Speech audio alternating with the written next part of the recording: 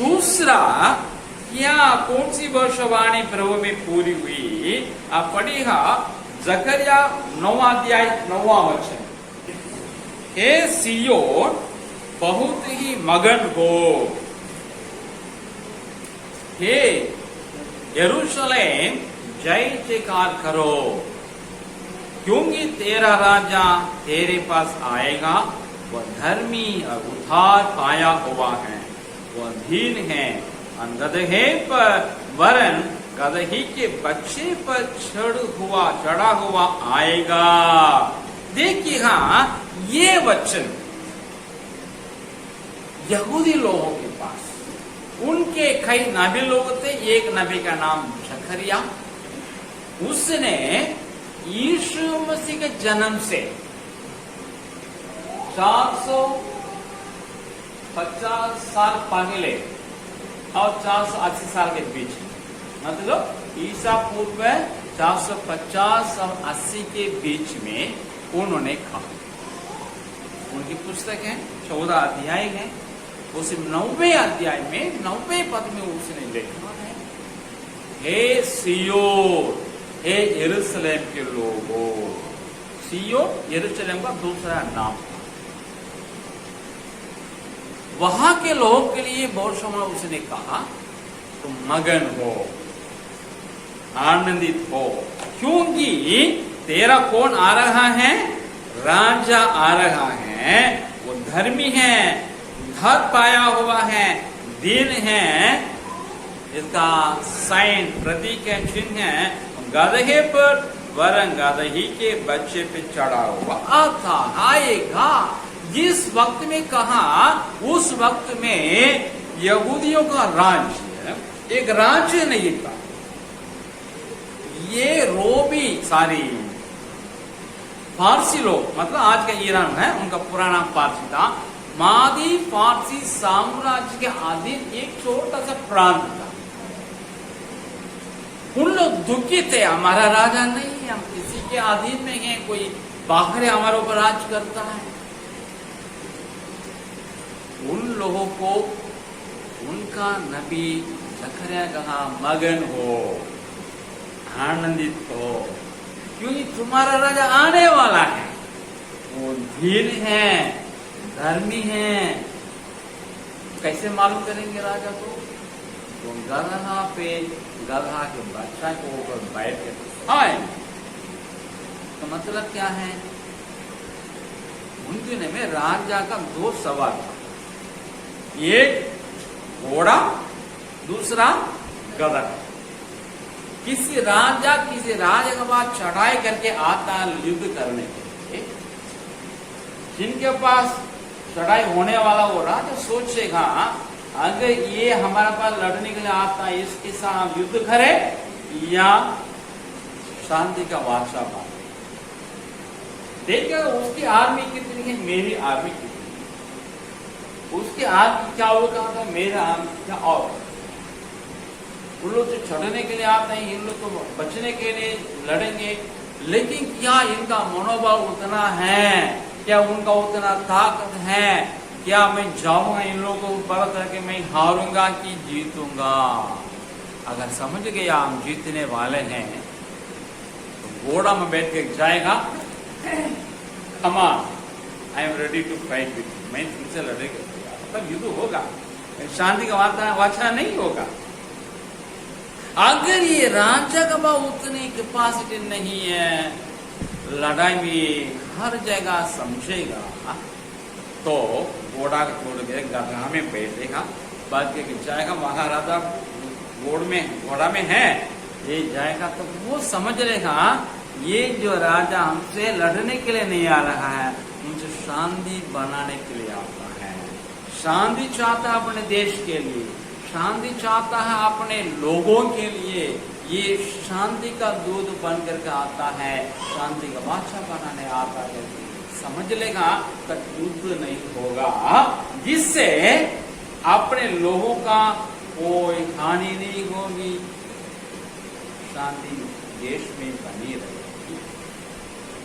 यीशु मसीह जरूर राजा बन करके आया, दाऊद के संतान बन करके, लेकिन वो लड़ने के लिए नहीं आया इंसान लोगों से, लेकिन शैतान से लड़ने के लिए आया। मानव यदि पाप में गिर गया था, उठ नहीं पा रहा था, उसको बचाने के लिए आया, उनकी शांति के संदेश देने के लिए आया। यही वजह यीशु मसीह क्रूस में चढ़ना था।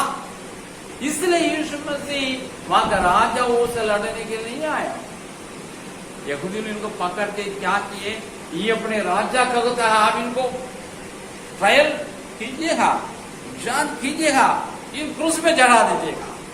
पिलातुस ने इनको जांच कर देखा, कहा आप तो राजा के रूप में को सौंपे थे, बलवा बनाने वाले तो कि ऐसा देखे तो ऐसा नहीं है, हम भी जानते राजा नहीं बोलता अपने को।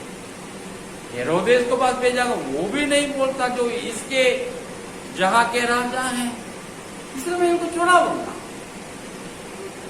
पूछा था क्या तू राजा है?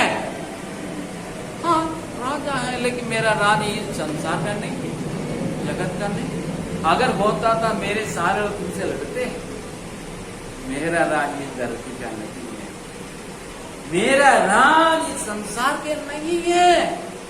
मैं सत्य को बताने के लिए आया, सत्य की गवाही देने के लिए आया, मैं सत्य गवाही बताने के लिए आया। पूछे पिलातुस सत्य क्या है, समझ में नहीं आया, इसलिए वो यीशु को दुनिया में एक ही एक राजा है जो अपने लोगों को शांति देने वाला मात्र यीशु। कोई राजा ना उसके पहले था ना उसके बाद में आया और बाद में होने वाला नहीं। अपने हित में सोचने वाले हैं, अपने को बचाने वाले हैं, लोगों को मुसीबत में डालने वाले शासक लोग, राजा लोग दुनिया में हैं। यीशु मसीह ऐसा नहीं आया है। इसलिए यीशु मसीह क्या क्या पढ़िए, हाँ आपको मत्ती रचित सुसमाचार 21वें अध्याय के अगले से लेकर पढ़िए, देखते 5 तक पढ़िए। जब वे यरूशलेम के निकट पहुंचे और जैतून पहाड़ पर बैतफगे के पास आए, तो यीशु ने 2 चेलों को यह कहकर भेजा, सामने के गांव में जाओ। वहां पहुंचते ही ये गदही बंधी हुई है और उसके साथ बच्चा तुम्हें मिलेगा, उनके खोलकर मेरे पास ले आओ। यदि तुमसे कोई कुछ कहे तो कहना कि प्रभु को इसका प्रयोजन है। तब वह तुरंत उन्हें भेज दिया। यह इसलिए हुआ कि जो वचन भविष्यवक्ता के द्वारा कहा गया था वो पूरा हो। सिय्योन की बेटी से कहो, देख तेरा राजा तेरे पास आता है, वह नम्र है, गधे के पर बैठा है, वरन लालू के बच्चे पर है। ये बात हुआ, मत्ती ने इसको अपने इसमें लिख दिया। आओ जकरिया की भविष्यवाणी थी 480 साल के पहले का, उसी को लेके भी यहाँ कोड करता है, ये पूरी हुई है। मेरे प्रियो, हम जिस यीशु को आराधना करते हैं वो एक काल्पनिक देवता नहीं, सचमुच में ईश्वर है, सचमुच में मानव के रूप में चले आया, आपके समान मेरे समान पैदल चला, कष्ट उठाया, मजदूरी किया, अपने परिवार की जिम्मा लेके उनके चलाया, बड़े बेटे बने के नाते घर को चलाए। समय आने के बाद उसने हमारे लिए अपने मिशन में उतरे, 3.5 साल सेवा किए। सचमुच में ईश्वर है, नम्र है, हीन है, इसके पास शांति अवेलेबल है। और किसी का वो दुनिया में, किसी अवतार के पास, किसी महारथी के पास, किसी धर्म के गुरु के पास शांति उपलब्ध नहीं है। वो लोग बोलेंगे शांति शांति शांति, बाइबल बताती है जब ये शांति शांति कुशल प्रेम बोलेंगे क्या हो जाएगा, अचानक विपत्ति उन पर आकर पड़ेगा।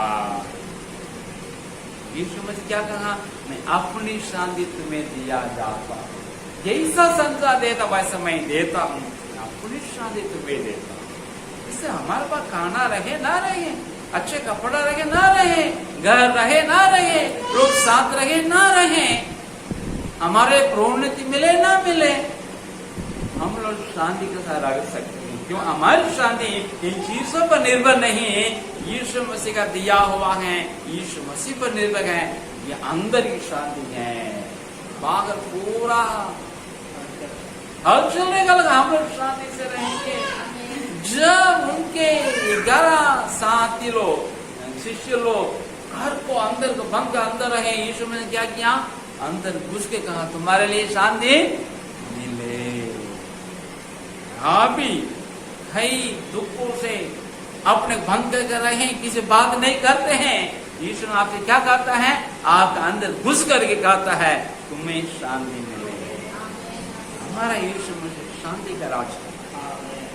उसके पिता परमेश्वर शांति का परमेश्वर है। उनका नाम है यीशु मसीह, मतलब परमेश्वर हमारे साथ है।